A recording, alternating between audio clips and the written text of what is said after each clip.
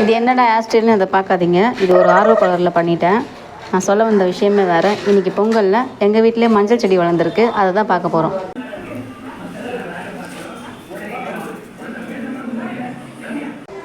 இதுதான் நாங்கள் வளர்த்த மஞ்சள் குழந்தை.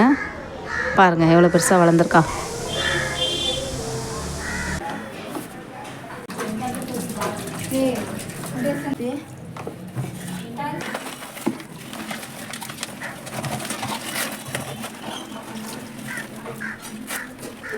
என்ன வாசம் இதுப்பா, சூப்பராக இருக்கு வாசம்.